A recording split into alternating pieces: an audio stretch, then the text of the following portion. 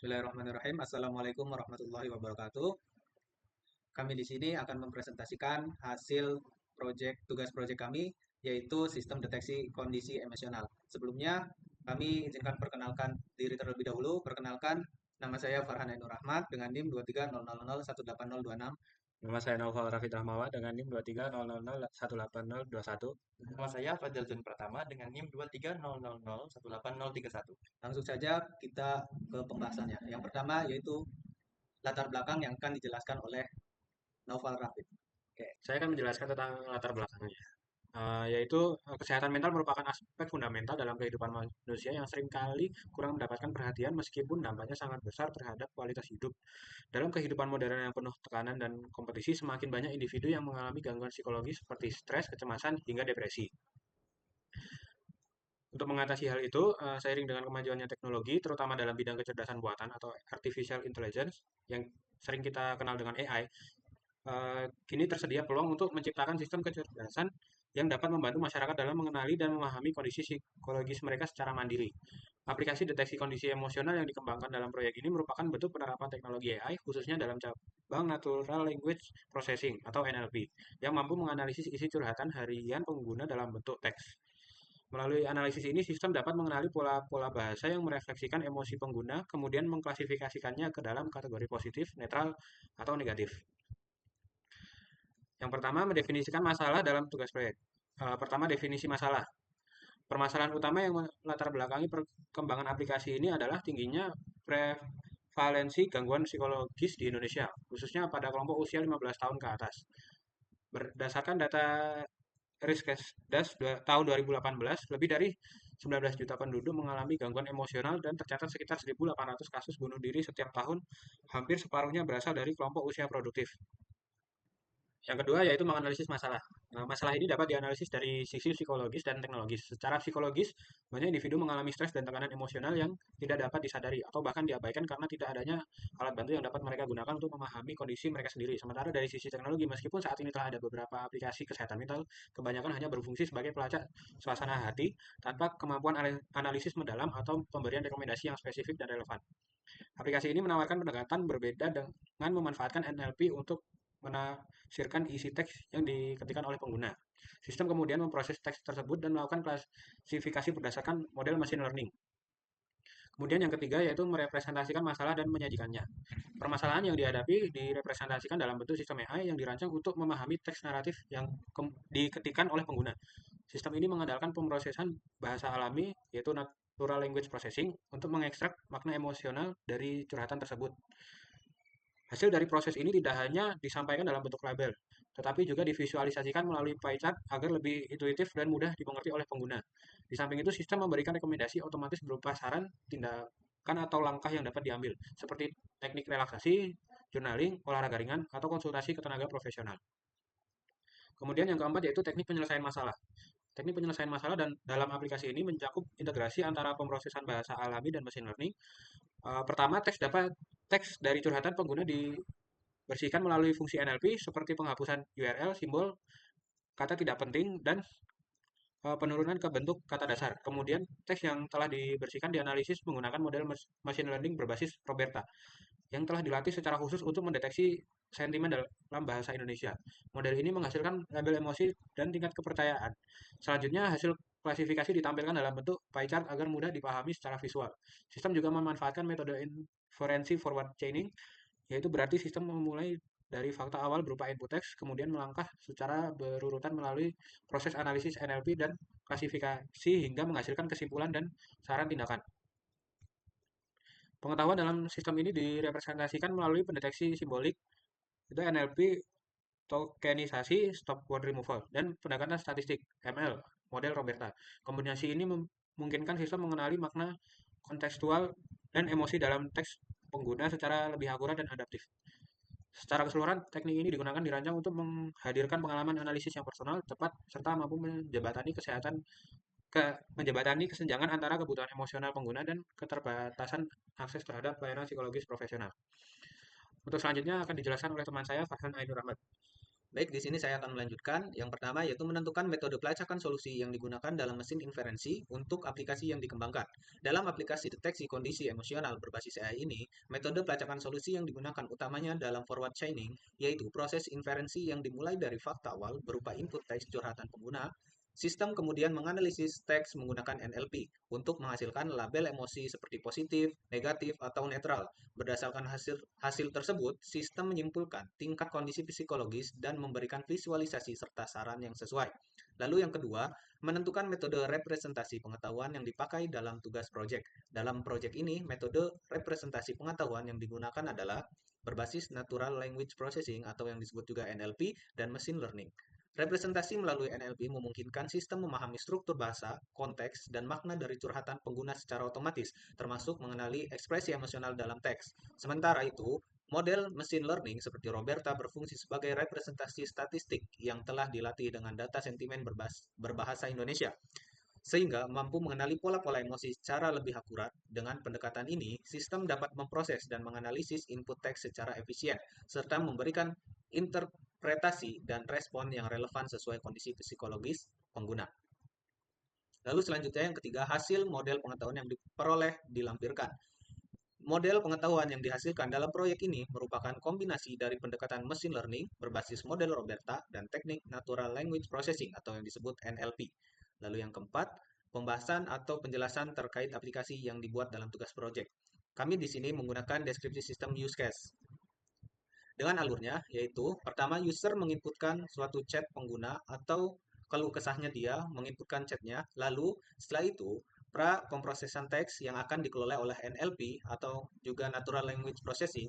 Setelah diproses oleh NLP, lalu kita lanjut ke tahap berikutnya yaitu analisis emosi model Roberta yang yang diproses oleh machine learning. Lalu setelah diproses oleh machine learning, mendapatkan gabungan hasil analisa yang berupa visual hasil analisa dengan visualnya yaitu pie chart, lalu klasifikasi analisis emosi yang berupa nanti memunculkan dia itu positif, netral atau negatif, lalu dia memunculkan sebuah saran atau memberikan saran otomatis yang dilakukan oleh machine learning. Mungkin ini penjelasan yang lebih spesifiknya. Setelah itu akan dijelaskan oleh teman saya yaitu Fadel Juat Pratama. Jadi di sini saya akan menjelaskan bagian kelima yaitu proses pengembangan aplikasi.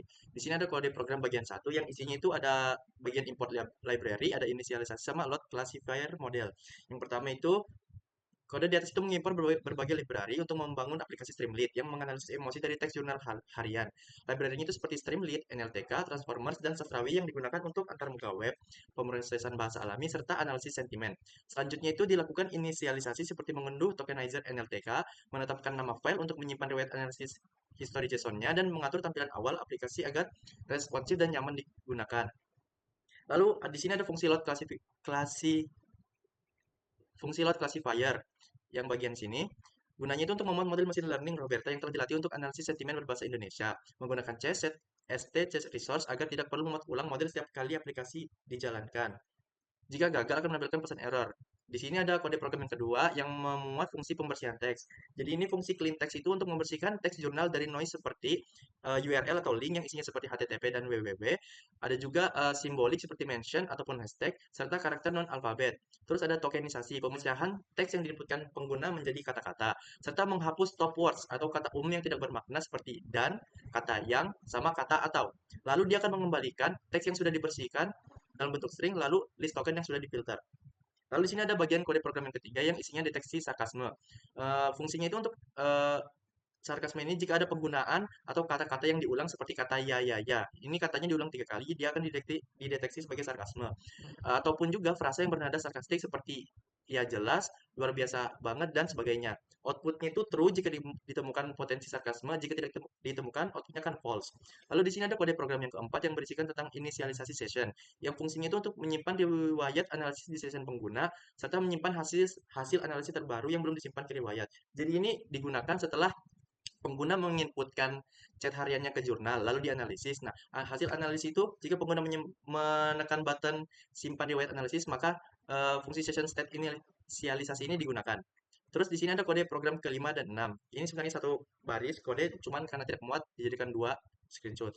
Jadi ini penjelasannya itu, ini merupakan fungsi sidebar yang mana akan menampilkan daftar riwayat analisis, attestation state history, yang mana di sidebar itu akan mempunyai 4 button. Yang pertama itu hapus riwayat, yang fungsinya untuk mengosongkan riwayat di sidebarnya dan juga di file JSON-nya. Terus unduh riwayat ini fungsinya untuk mendownload dalam format JSON. Terus simpan riwayat ini akan menyimpan hasil analisis saat ini ke daftar riwayat. Terus muat riwayat ini memuat ulang riwayat dari file analisis history JSON. Jadi ini ketika yang muat riwayat ini ketika pengguna masuk lagi ke eh, sistemnya setelah di refresh, maka tinggal memencet muat riwayat, muat history sebelumnya akan kembali lagi. Terus di sini ada kode program bagian 7. Ini fungsi CSS untuk sidebar yang ini. Fungsi di atas ini digunakan untuk mengatur tampilan visual aplikasi Streamlit dengan menyisipkan CSS melalui ST Markdown. Gaya yang diatur meliputi warna latar belakang, halaman, dan sidebar, desain tombol, warna, ukuran, serta hovernya, area teks input, serta pewarnaan teks emosi, positif, netral, negatif, seperti positif warna hijau, netral warna kuning, dan negatif warna merah. Tujuannya adalah agar antarmuka aplikasi terlihat lebih menarik, rapi, dan nyaman digunakan. Lalu di sini ada kode program ke-8 sama 9, yaitu fungsi pada halaman utama, yang mana menampilkan halaman utama aplikasi untuk menganalisis emosi dari teks jurnal harian. Pengguna akan memasukkan jurnal melalui form. Itu pada bagian sini, pengguna akan menginputkan catat hariannya di form, lalu sistemnya akan memproses dengan membersihkan teks. Jadi di sini setelah user menginputkan jurnal hariannya, itu akan masuk ke pengkondisian. Apabila user belum memasukkan apa-apa, dia akan menampilkan silakan isi jurnal terlebih dahulu. Namun jika pengguna telah memasukkan jurnal hariannya lalu memencet button analisis sekarang, dia akan muncul progress bar lalu dibersihkan teksnya pada bagian sini. Lalu di analisis sentimen menggunakan model Roberta dan mendeteksi kemungkinan sarkasme. Hasilnya ditampilkan dalam bentuk diagram pie serta interpretasi emosi positif, netral, atau negatif lengkap dengan saran secara otomatis. Jika hasil valid, data juga disimpan sementara ke session. Proses ini disertai indikator progres untuk pengalaman pengguna yang lebih baik. Lalu yang kode program terakhir ini hanya sebagai untuk disclaimer bahwa aplikasi ini uh, bukan alat diagnosis medis dan hanya untuk deteksi awal saja. Mungkin untuk penjelasan bagian shortcutnya begitu saja. Kita akan lanjut ke demo aplikasinya. Jadi di sini saya akan mendemokan mengenai sistem kami itu deteksi kondisi emosional. Jadi langsung saja kita run kode program yang telah dijelaskan tadi. Kita run. Memang menunggu waktu yang cukup lama.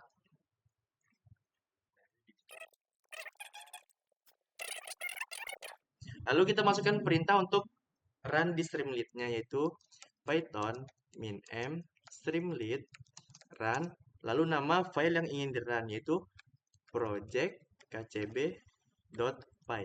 Kita enter saja, lalu dia akan otomatis melarikan ke Firefox-nya. Ini masih loading.